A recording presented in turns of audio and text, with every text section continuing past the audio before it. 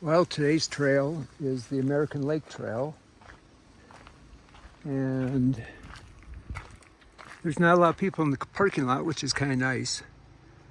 The American Lake Trail is right there, and it doesn't give all the stats on this map.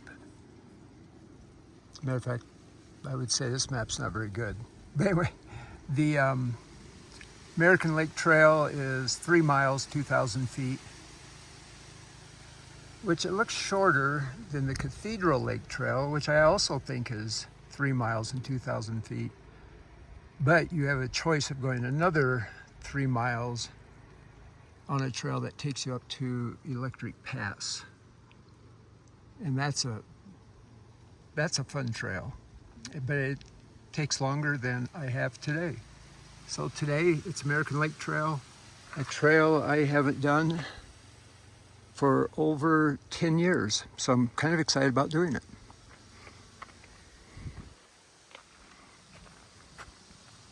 Maybe I'll see a bear.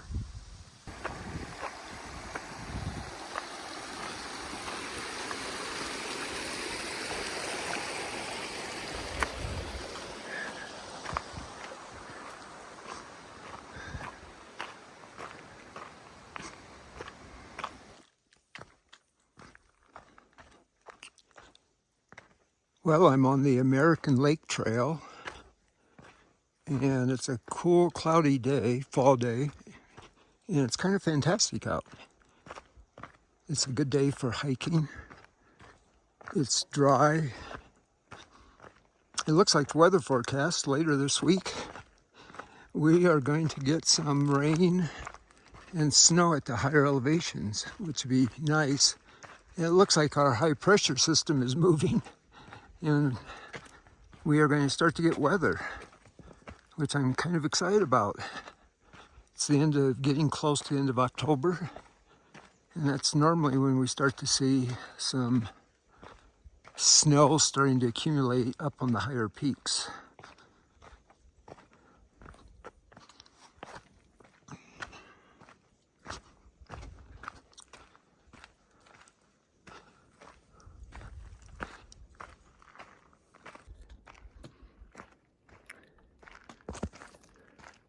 But in Colorado, we don't want to get too much snow in October, because it seems like we have a tendency to get some good snowstorms that happen in October.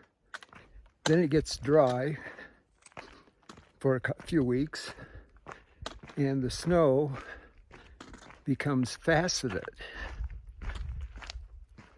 or temperature gradient snow. And then that sets us up for a pretty good weak layer and a persistent depth problem in the snowpack. And it'd be nice if we didn't have that. This time of year, it'd be better to wait for a couple of weeks, get the snow in November, and it stays cloudy, cold, and wet, and just keep snowing for a few weeks. That's the best case scenario, that we get a snowpack of well over 1 meter. Maybe 2 to 3 meters would be nice, and stay cloudy and what I would call fairly warm for the time of year. And then that kind of makes for a nice snowpack for the entire season. It could. It's not guaranteed though, especially in Colorado. We get a lot of sunshine, we get a lot of cold, windy conditions, and we also have generally a shallow snowpack of 1 meter or less. And that doesn't set us up for a good snowpack, or one that's somewhat safe for skiing steeper terrain in the backcountry. So this is kind of a key time to see what type of snowpack we're going to have for the winter.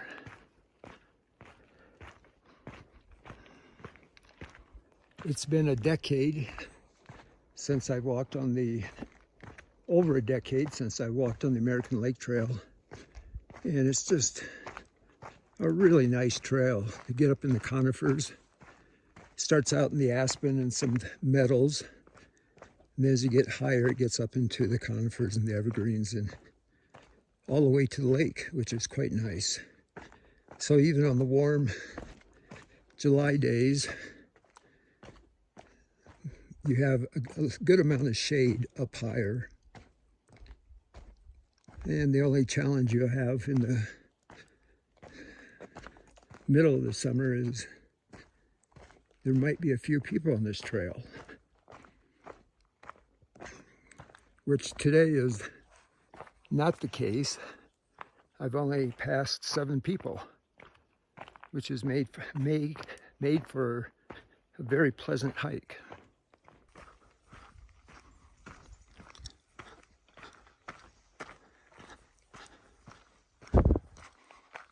Well, all of the aspens at above 10,000 feet have no leaves on them anymore. I did notice though, lower down, at a lower elevation, there's still a number of leaves still on the trees.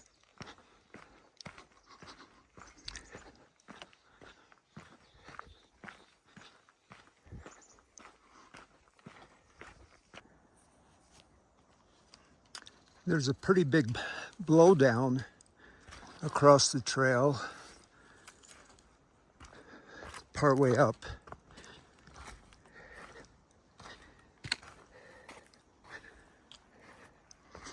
Looks like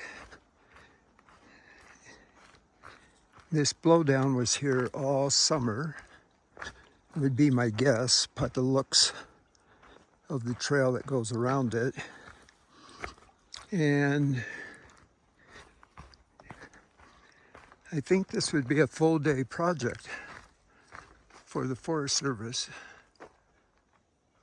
We're in the wilderness area, so they would probably come up here with buck saws to clean it out.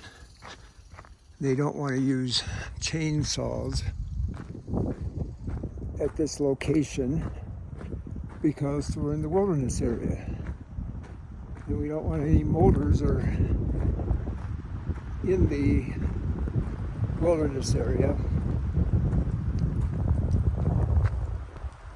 Oh, a breeze is starting to come up. And it's feeling a little bit cooler now.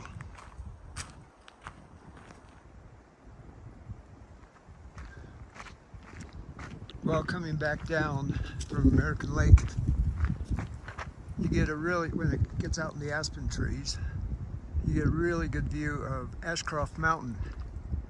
And the slopes you're looking at there,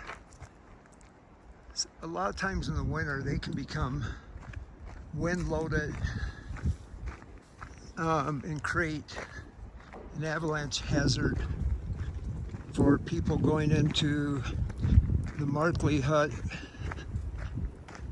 or the Goodwin Green Hut if they're going on that particular route. And it's going up the Express Creek Valley. And the nice thing about the Braun Huts, 10th Mountain Huts now, if the avalanche danger is high, I believe you get, what you do, you get credit and you can go the following year or at some other time. I think it lasts for a year, the credit, but I would have to check on the huts.org website to make sure. But it just totally makes sense. You don't want people feeling like they're forced to go to the huts. With that being said, the Braun Huts are,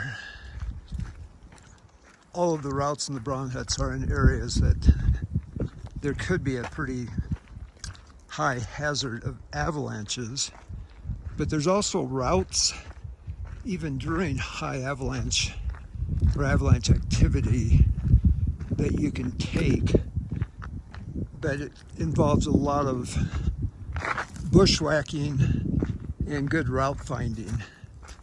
I would say it takes experience of being in those areas at other times of the year and really know the area. I just wouldn't recommend it for folks coming up here from Denver or Salt Lake or wherever on vacation and trying to mitigate that hazard through their travel selection. If it's high avalanche danger, I would recommend not coming up at that time and just come in another time when the risks are not as high.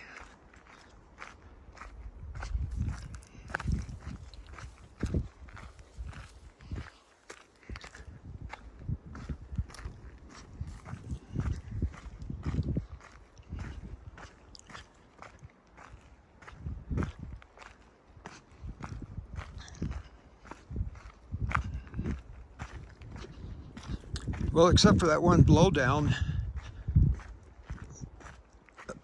back behind me up in the woods, I would say that the trail's in really nice condition.